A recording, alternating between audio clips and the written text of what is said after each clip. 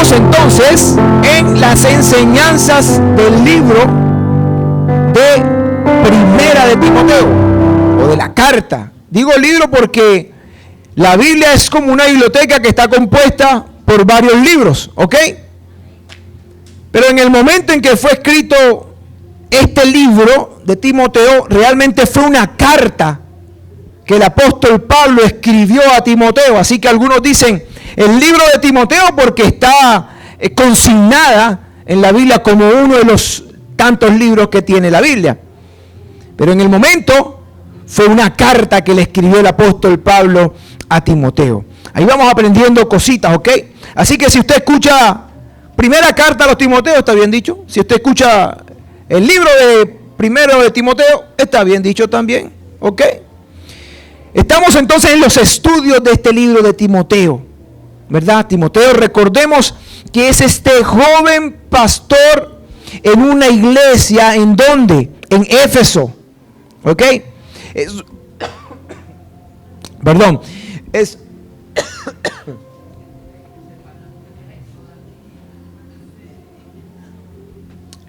Es un joven pastor en una iglesia en Éfeso que el apóstol Pablo estaba dirigiendo, estaba ayudándole a llevar esta nueva iglesia, ¿verdad? Y estamos aprendiendo un montón de cosas interesantes porque el apóstol Pablo, a pesar de que la carta fue escrita a Timoteo directamente, es un mensaje, como le digo yo, en carambola, ¿verdad? Es un mensaje a Timoteo, pero para que escuchen la iglesia de Éfeso. Y esa carambola se multiplica. Esa carambola llega a más lugares porque realmente la intención de nuestro Señor, utilizar a Pablo para que le hablara a Timoteo y a Timoteo para que le hablara a la iglesia de Éfeso y a nosotros, para que nos llegara hasta nosotros al día de hoy, porque una de las características de esta carta es que encontramos lo que hace parte nuestro credo, ¿verdad? En Timoteo encontramos aquellas cosas que hacen parte de nuestro credo, en lo que creemos nosotros como cristianos. Muy bien, entonces ahí estamos en primera carta del apóstol Pablo a los Timoteos y estamos todavía en el capítulo 1. Vamos a ubicarnos en el versículo 15 porque hoy el texto de lectura es del versículo 15 al 17. Repito, primera carta de Timoteo, capítulo 1, versículo del 15 al 17. Téngalo ahí, vaya buscándolo. Mientras tanto, quiero compartirles o quiero comentarles acerca de cosas de la vida como lo que son las declaraciones, ¿verdad? Cuando uno piensa en declaraciones, bueno, se le pueden venir a la cabeza muchas cosas. Y sobre todo depende la profesión que usted sea, o la edad que tenga, o la situación que esté viviendo, pueden venírsele muchas cosas a la cabeza. Por ejemplo, para los que estudian o los que son abogados, ¿verdad? Ya enseguida saben lo que es una declaración, ¿verdad? Enseguida piensan, no sé, en un juicio, donde está el juez, están los imputados, está el demandante, y empiezan a declarar sus versiones. Pero si de pronto hay alguien que está en la economía, en las finanzas, un contador, dice declaración de renta, ¿sí o no? Entonces encontramos ahí diferentes declaraciones. A los que les gusta el fútbol, los deportes, dicen las declaraciones de los deportistas, del técnico, ¿verdad? De los directivos. Los que están nuevecitos, que todavía están ahí como que buscando novio, dice que se me declaren, o quiero declarármele, o se me declararon. Hay una declaración. En la vida vamos a encontrar diferentes tipos de declaraciones de amor, de deportes, de abogados, testigos, condenados, etc. Pero hablando de declaraciones, ninguna de estas declaraciones se compara con la declaración de confianza que encontramos en las Escrituras.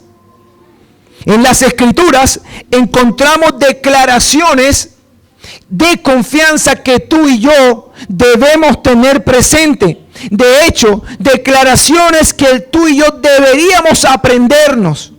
Porque la palabra de Dios dice que la palabra tiene poder, ¿sí o no? ¿Lo han escuchado? ¿Lo hemos dicho? Lo hemos escuchado, lo hemos dicho. Pero no nuestras palabras. Son las palabras del Señor, ¿verdad? Las que están en la Biblia. Y entonces nos enseñan que debemos declarar la palabra.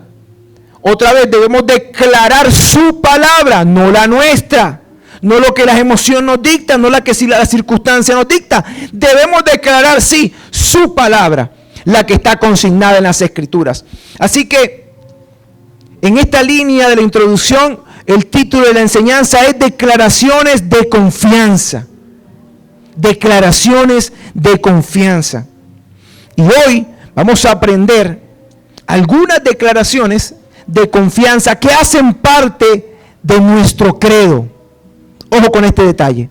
Estas declaraciones de confianza que vamos a encontrar hoy en nuestro texto de estudio hacen parte de nuestro credo, hacen parte de lo que tú y yo creemos, o de lo que tú y yo deberíamos de creer, por ser un seguidor de Cristo, por ser un cristiano, por ser alguien que cree en el Señor. Entonces, ¿estamos dónde? 1 Timoteo capítulo 1, versículo 15 al 17, y dice de la siguiente manera: palabra fiel y digna de ser aceptada por todos. Cristo Jesús vino al mundo para salvar a los pecadores, entre los cuales yo soy el primero. Sin embargo, por esto hallé misericordia, para que en mí, como el primero, Jesucristo demostrara toda su paciencia, como un ejemplo para los que habrían de creer en Él para vida eterna. Por tanto, al Rey eterno, inmortal, invisible, único Dios, a Él sea honor y gloria por los siglos de los siglos. Amén. Amén. Declaraciones de confianza. En estos 3 versículos vamos a tener unas declaraciones poderosas de confianza que hacen parte de nuestro credo y que el apóstol Pablo se las estaba comunicando a Timoteo para que él las tuviera presente y para que él la enseñara a la iglesia. Y es lo que el Señor quiere que hoy aprendamos tú y yo, para que las escuchemos, para que aprendamos, para que las tengamos presentes, para que las declaremos y para que las vivamos como parte de nuestra vida. Y la primera declaración de confianza es: la palabra es fiel y digna. La palabra es fiel y digna. Me gusta cómo continúa hablando el apóstol Pablo en esta carta, porque acuérdense que en el domingo pasado estuvimos estudiando hasta el versículo 14, ¿verdad?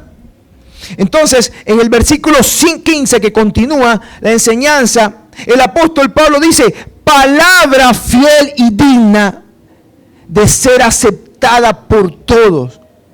Y esta es una de esas declaraciones de confianza en la cual tú y yo debemos de creer, en la cual tú y yo debemos tener presente, porque hace parte de nuestro credo que la palabra es fiel y es digna.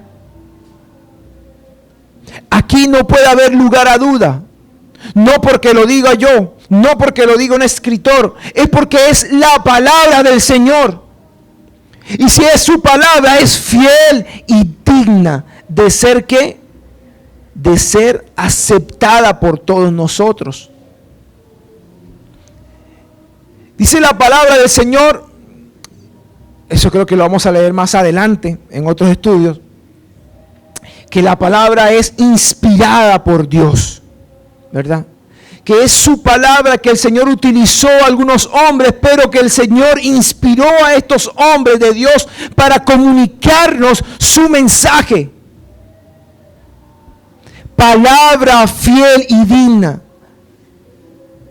Insisto, esto hace parte de nuestro credo. Si nosotros no creemos en la palabra, estamos mal. Porque ¿cómo vamos a creer en el Señor si nosotros no lo hemos visto? si nosotros no experimentamos nada cercano, si de pronto tenemos una experiencia milagrosa, una experiencia sobrenatural, pero no entendemos que es el Espíritu Santo que puede estar obrando en nuestras vidas. No es que yo sentí una presencia, no es que yo tuve una experiencia sobrenatural, no sé cómo explicarlo. Porque a veces no desconocemos cómo obra el Espíritu Santo, desconocemos lo que el Señor puede hacer. Si no creemos en la palabra, muy difícil será poder creer en las otras cosas de Dios. Lo primero es creer en la palabra, porque entonces cuando creemos en la palabra que es fiel y digna, entonces encontramos que Cristo murió por nosotros. ¿Dónde más encontramos eso? Que diga que Cristo murió por nuestro pecado para darnos vida eterna, salvación, perdón de pecados, que un día estaremos con Él, que Él volverá por nosotros, que tenemos en Él tenemos una morada eterna. Eso no lo encontramos en otro lugar en la Biblia. En otros textos fuera de la Biblia encontramos una referencia de un hombre judío que transformó la sociedad, que transformó la política, que transformó el comportamiento de un pueblo y que impactó, un tal Jesús de Nazaret. Eso es lo que encontramos en los libros de historia. ¿Ok? De hecho, este personaje extrabíblico, entre comillas, fue tan impactante que los mismos libros de historia, los mismos libros que nos dan en el colegio, cuando hacen referencia al estado del tiempo de la humanidad, ¿cómo hacen para dividir? Antes de Cristo, después de Cristo. Y no es un texto bíblico, no es una Biblia, es un texto de historia. Entonces, eso es una referencia extrabíblica de lo que es Jesucristo, pero en la Biblia, que es fiel y digna, es donde encontramos la verdad de ese Jesucristo. Amén. Hace parte de nuestro credo, hermanos, creer esto, que su palabra es fiel y digna. Ahora, para tener en cuenta, porque usted me puede decir, pastor, estás malinterpretando el texto. Porque el apóstol Pablo, cuando nos vamos a la, podríamos decir, a la gramática de lo que está escribiendo ahí, él dice, palabra fiel y digna de ser aceptada por todos, 2 puntos seguidos. Es decir, que a lo que el apóstol Pablo se refiere en ese momento es que lo que va a decir a continuación es fiel y digno de ser aceptados por todos. ¿Ok? O sea, el apóstol Pablo allí no se refiere al contenido general de las escrituras que tenemos hoy en día, porque acuérdense que para los tiempos del apóstol Pablo no estaba escrita la Biblia, toda, así como la tenemos hoy. Habían los rollos, estaban los libros de la ley, los profetas, y lo que él estaba ahora escribiendo. O sea que lo que él dice, palabra fiel y digna de ser aceptada por todos, es lo que viene a continuación, lo que va a decir. Pero, esta frase o esta parte de palabra fiel y digna de ser aceptada por todos no solamente está consignada aquí, está consignada en muchas de las otras cartas, en muchos de los otros libros que el apóstol Pablo escribió. Y como le decía, hay un texto que dice que toda la escritura es inspirada por Dios. Amén. Entonces ahí tenemos esta primera declaración de confianza que hace parte de nuestro credo, pero hay una segunda declaración de confianza que continúa allí después de esos 2 puntos seguidos y dice, Cristo Jesús vino al mundo. Esta es una segunda declaración de confianza. Cristo Jesús vino al mundo. ¿Y por qué esta es una declaración de confianza? Bueno, en esta frase encontramos 2 cosas interesantes. Lo primero es que la implicación previa de que Cristo ya existe, ¿ok? Cristo vino al mundo, ¿ok? Ya eso nos deja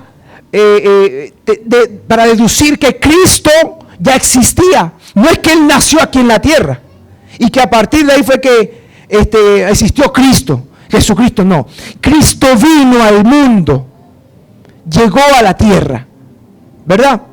Porque hay muchos que dicen, esto es para desmentir el argumento de que Jesucristo es un profeta nada más, que nació, una persona que nació. Una gran, importante persona que nació en la tierra, un judío importante, pero que ya murió. No, Cristo vino al mundo. Nos da la implicación de que ya existía, pero aparte de esto, el saber que Cristo vino al mundo es saber y tener presente que esto hacía parte de su misión. Jesucristo como hijo vino al mundo en una misión. O sea, la misión de Jesucristo era llegar al mundo. Y nosotros debemos de tener presente esto de que Él se despojó del trono para llegar a ser como nosotros, que se inmiscuyó en medio de nosotros, que podríamos decirlo, se puso a la par de nosotros, siendo Dios. Esa era su misión. Llegar al mundo, a estar con nosotros. Esa era su misión. Ahí encontramos entonces, esto es importante porque saber que Cristo vino nada más a pasear, a ver cómo estábamos nosotros, no. Él se despojó de su trono de gloria. Creemos que Jesucristo, el Hijo de Dios, tomó la decisión de morir por nosotros, y para hacerlo tenía que llegar al mundo, venir al mundo. Creemos en eso, y esta es una declaración de confianza, que Cristo vino al mundo, pero vino al mundo con un propósito, es decir, la misión de Cristo tenía un propósito. Y ahí mismo lo leemos y es nuestra tercera declaración de confianza. Dice que Cristo Jesús vino al mundo ¿para qué? Para salvar a los pecadores. Y aquí de pronto me quiero extender un poquito porque hay una profundidad interesante acá. Entonces la misión de Cristo era venir al mundo, ¿ok? Esa era la misión de Cristo. Pero esa misión tenía un propósito. Y el propósito de esa misión era que, acabamos de leerlo, salvar a los pecadores. Ojo, Él no vino al mundo para ser el mejor líder que la humanidad haya tenido, aunque es el mejor líder que la humanidad ha tenido. Él no vino al mundo a impactar a la sociedad. Él no vino al mundo a impactar a una comunidad, a la humanidad. Él no vino al mundo a marcar un precedente histórico. Pero aún así lo hizo. Pero ese no era su propósito. Él no vino a ser el mejor ejemplo moral de imitar. Pero aún así es el mejor ejemplo moral para que tú y yo podamos imitar. Él no vino para hacer grandes milagros y sanidades que nunca antes nadie había visto. Él no vino a hacer eso, pero aún así lo hizo. Porque cada que hacía un milagro, la gente se sorprendía de cómo puede ser posible esto. Y hoy en día vemos todavía milagros que uno dice, pero ¿cómo puede ser posible esto? Es porque lo hace el Señor, pero Él no vino, ese no era el propósito de su misión. Él no vino a hacer rico a los cristianos, ¿verdad? Con el evangelio de la prosperidad, todos los que creen en Cristo tienen que ser cristianos, tienen que ser ricos, ¿verdad? Él no vino a darnos todo lo que le pidamos. Ese no era el propósito. El propósito de su misión es salvar a los pecadores. Vino a salvarnos a cada uno de nosotros. Y cuando la palabra dice salvar a los pecadores, si yo les pregunto en número, ¿a qué se refiere? A todos, porque todos somos pecadores. Vino a salvarnos a todos. Como quiera que usted lo quiera interpretar. Vino a salvarnos a todos porque todos somos pecadores, o vino a salvar a todos los pecadores, lo mismo, porque no hay ninguno santo, ¿verdad? Me gusta esta parte, esta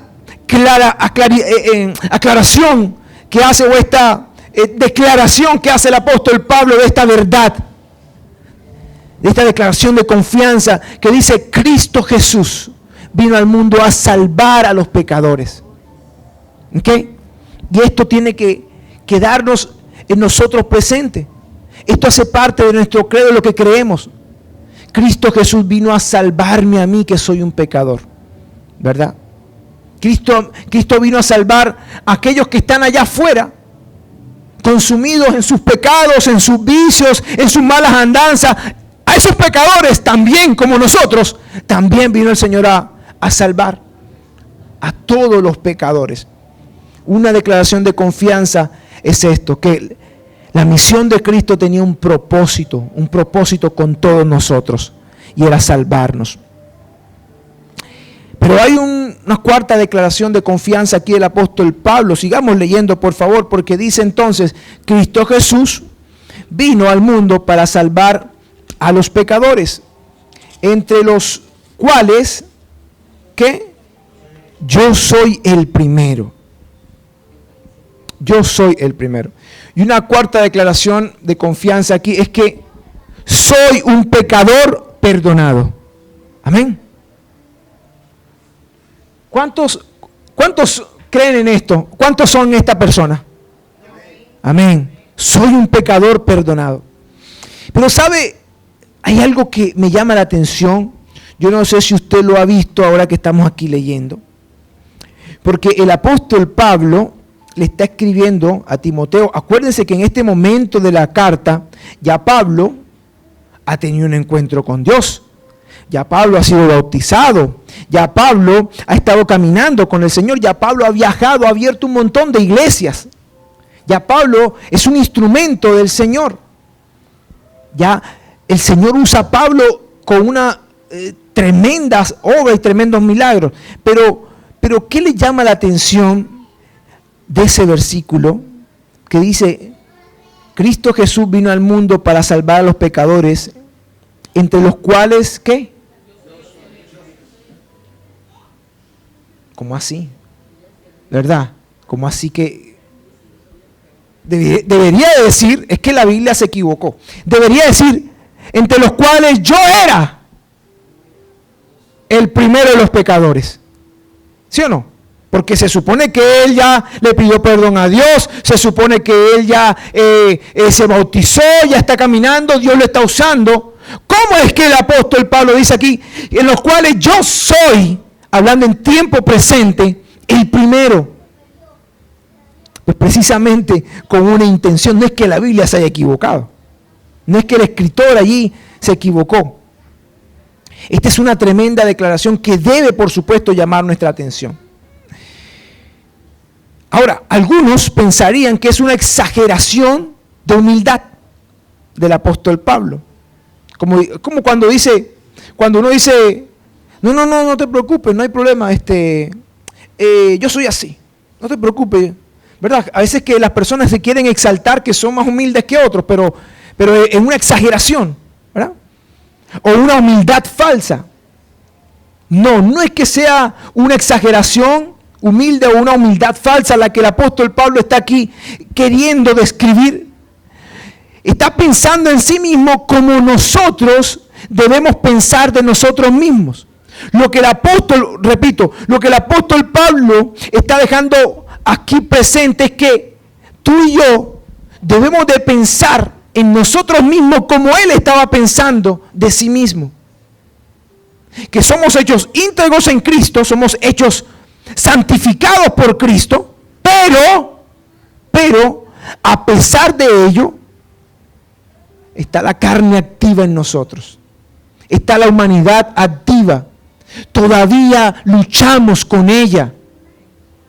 Qué chévere sería que le pidiéramos perdón a Dios hoy. Por ejemplo, le digo, bueno, vamos a pedirle perdón a Dios porque Dios quiere bendecirlo y quiere que seamos santos, porque sin santidad nadie verá al Señor. Y hacemos una oración tremenda. Le pedimos perdón a Dios. Si hay una piscina aquí, nos bautizamos todos y el que ya se bautizó vuelve y se bautiza y salimos santos. ¿Verdad? Como decir, ya no voy a pecar, pero no es así. Dios nos justifica, somos El Padre nos mira íntegros a través de Jesucristo, pero a pesar de ello, la humanidad está activa en nosotros. Todavía luchamos con ella. Y aunque ya no somos pecadores, ¿cómo se dice? Deliberados, pecadores empedernidos, hay allí todavía un alienígena tratando de convertirnos, ¿verdad? Hay un pequeño zombie ahí que quiere tomar la posesión de nosotros. Por eso tú y yo tenemos que estar atentos. Por eso la Biblia dice, el que cree ser santo, santifíquese más, o el que es santo, santifíquese más. ¿Verdad? Y también la Biblia nos exhorta que cuidado si ya te has estado con el Señor, está atento, no descuides tu salvación, porque Satanás está ahí buscando la forma de hacernos pecar, de hacernos caer. Pero me gusta que el apóstol Pablo dice, Él vino a salvar a los pecadores, en el cual yo soy el primero, porque hermanos, algunos tenemos más años que otros en el Evangelio, pero aún así, ¿pecamos o no? Todos los días pecamos. Todos los días pecamos. Y por eso el apóstol Pablo estaba haciendo esta declaración. ¿Ok? Porque sí hemos encontrado y hemos cambiado nuestra perspectiva y nuestra mirada y hemos cambiado nuestra forma de actuar. Y necesitamos de la ayuda del Señor, no podemos descuidarnos porque la carne está ahí, nuestra humanidad continúa allí. Y aquí, este es un principio que está, podríamos decir, oculto allí, que tenemos que aprender en algún momento, tú y yo, y que tenemos que vivir y que tenemos que enseñar. Que sea lo que fuere, lo que la carne se manifestó en un pasado, lo que éramos, sí, el Señor ya nos transformó, el Señor ya nos libertó, ya somos nuevas criaturas, pero no podemos descuidarnos. Ustedes lastimosamente no han escuchado de pronto algún, no sé, en algún lugar, en alguna noticia, en alguna familiar, amigo, que es que él era cristiano y míralo cómo está ahora, peor que antes. No, que él era pastor, que él era líder, ¿verdad? Porque descuidamos eso que el Señor ha hecho. Ya hoy somos santos, el Señor nos ha santificado, pero tenemos que continuar. Entonces, soy un pecador perdonado, ¿verdad? Es una cuarta declaración de confianza que el apóstol Pablo estaba aquí enseñándole al Señor. Pero ahí no termina lo que el apóstol Pablo, lo que el Señor quiere enseñarnos hoy. Sigue diciendo entonces el versículo 16. Sin embargo, por ello hallé misericordia. Por ello hallé misericordia para que en mí, como el primero, o sea, el primer pecador, Jesucristo demostrara toda su paciencia como un ejemplo para los que habrían de creer en Él para la vida eterna. Una cuarta declaración es, una quinta declaración de confianza es, Dios es misericordioso. Amén. Y esto hace parte también de lo que creemos, que nuestro Dios es un Dios misericordioso, es una verdad absoluta en Él.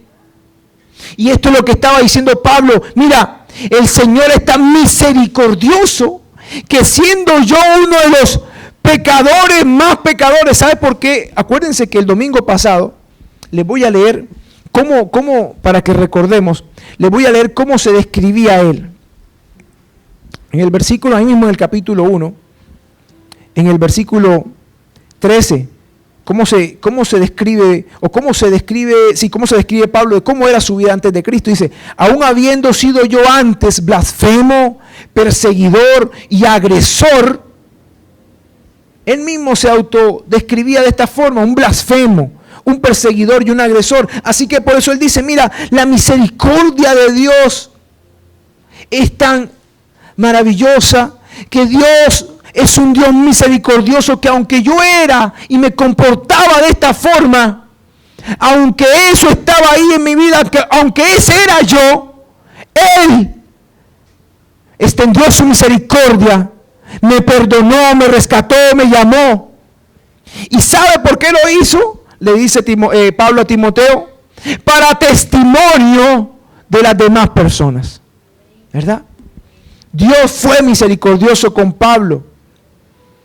Y lo hizo también como ejemplo de la bondad, de la misericordia y de la paciencia, dice ahí en las Escrituras, ¿verdad? De la paciencia que tuvo con él. Y ahora yo pregunto si el Señor, yo creo que la vida de Pablo antes de tener ese encuentro con el Señor, yo creo que ninguno éramos de ese calibre, ¿verdad? Yo creo que ninguno hemos llegado a la instancia de blasfemar, de perseguir a cristianos, de ser un agresor, de presenciar una muerte y estar de acuerdo con ello.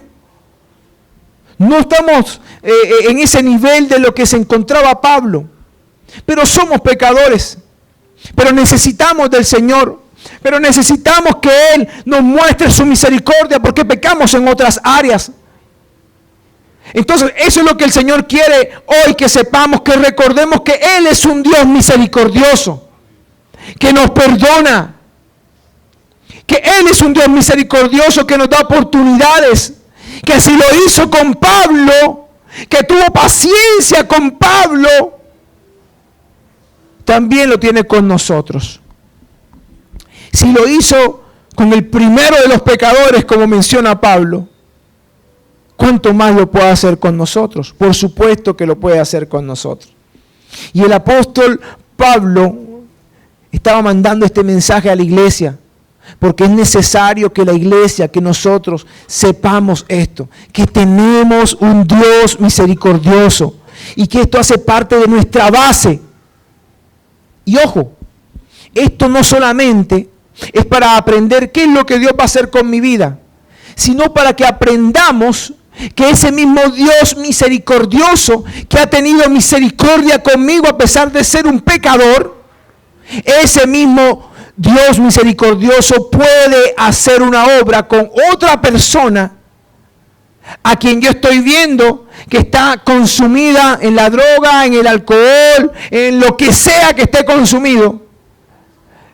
Para Él también es un Dios misericordioso, ¿verdad? No solamente para nosotros. Porque hoy de pronto nosotros estamos escuchando aquí este mensaje y qué rico, qué bueno, tenemos un Dios misericordioso.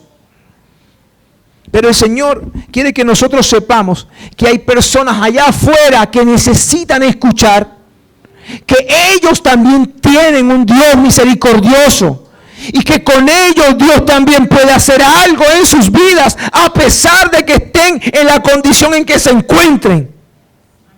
Amén. Este es nuestro credo, en eso creemos y eso es lo que debemos de enseñar a otros, lo que creemos. Si yo creo en esto, entonces yo tengo que compartir esta verdad. Y para finalizar, el apóstol Pablo entonces continúa en el versículo 17. Ya él dijo, mira, ahí está mi ejemplo, que si Dios lo hizo conmigo, también lo puede hacer con cualquiera.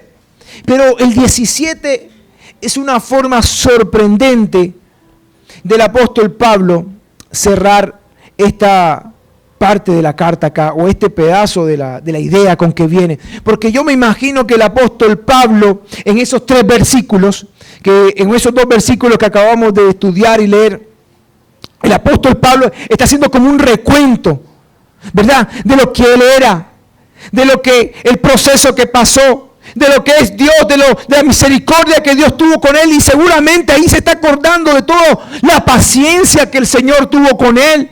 Seguramente se estaba acordando cuando él perseguía a los cristianos, cuando los encarcelaba. Seguramente se está recordando de tanta maldad que hizo y de tan desviado que se encontraba de los caminos, y vio la misericordia y vio el amor y vio tantas cosas que él seguramente hubiese seguido escribiendo cosas más de lo que le había ocurrido. Pero él como que hizo un pare y dijo, definitivamente lo que ha hecho Dios es para exaltar Y por eso el versículo 17 dice, por tanto, al Rey eterno, inmortal, invisible, único Dios, a Él sea honor y gloria por los siglos de los siglos. Y esta es la sexta y última declaración de confianza. Jesucristo es el Rey eterno. Jesucristo es el único Dios.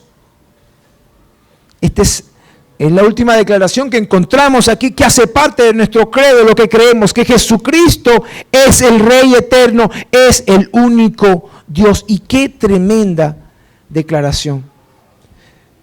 Como les decía, Pablo no pudo continuar desarrollando ningún otro tema, o no pudo continuar con esa descripción de lo que Dios había hecho, o que había sido, de lo que había hecho en su vida, de lo que estaba haciendo, sin expresar esta grandiosa alabanza. ¿Quién es el Rey de los siglos? El Señor Jesucristo. ¿Y quién es el Señor Jesucristo? El único y sabio Dios.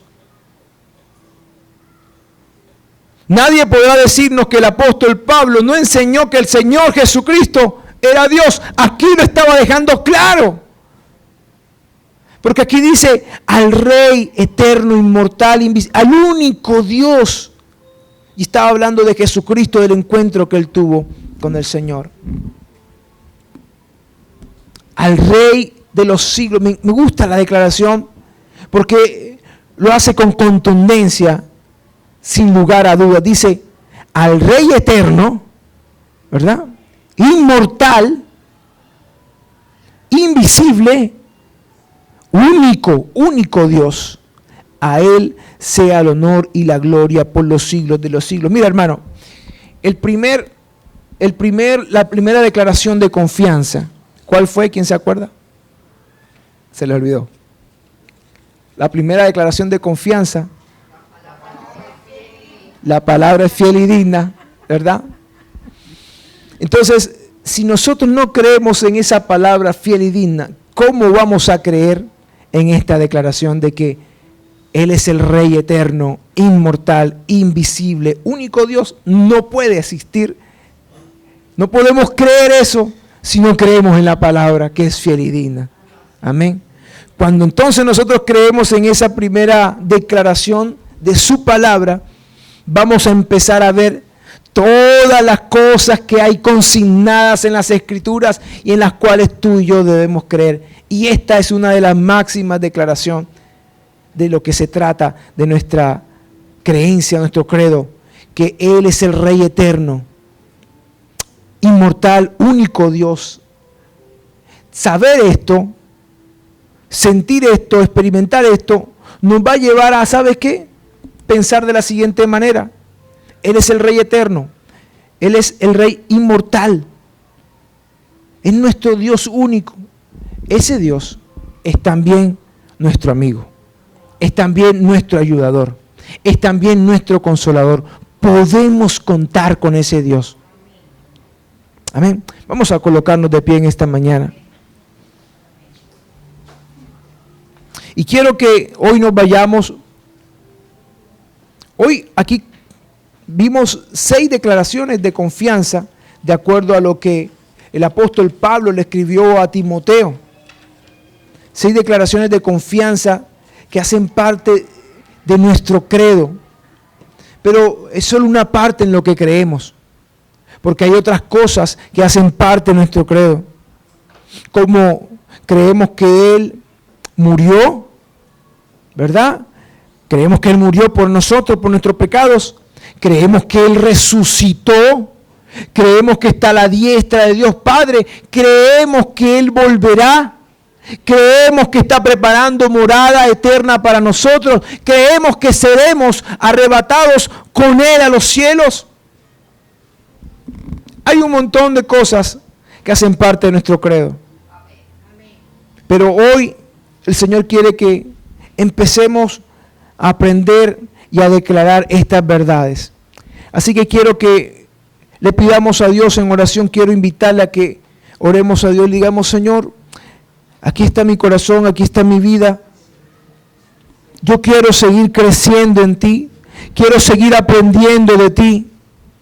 Por favor, Padre Celestial, en esta mañana quiero darte gracias por la palabra. Quiero darte gracias, Señor Jesús, porque tú estás enseñándonos, nos estás edificando, porque tú estás fortaleciendo nuestras vidas, porque nos estás llenando de ese conocimiento que nos hace entenderte, que nos hace conocerte más a ti, que nos hace acercarnos a ti, Señor. Gracias por tu palabra, que está allí dispuesta, disponible para nosotros. Gracias porque en tu palabra encontramos toda la verdad que necesitamos. Gracias porque tú eres un Dios misericordioso. Gracias porque me has perdonado. Gracias porque yo era un pecador sin perdón. Pero hoy tengo perdón en ti. Aunque continúo siendo un pecador, aunque continúo fallando, tú estás allí, Señor, fortaleciéndonos en cada momento, en cada paso. Gracias, Padre Celestial, porque tú deseas lo mejor para mi vida. Te alabo, te bendigo, Señor. Gracias por esta palabra. Permítenos seguir avanzando en ti, en tu conocimiento. Permíteme seguir avanzando en ti, en tu verdad, en tu palabra, Señor. Por favor, en esta mañana, Señor, yo te lo pido, que tú tomes cada corazón, cada vida, que la semilla que ha sido hoy lanzada pueda caer allí en tierra fértil.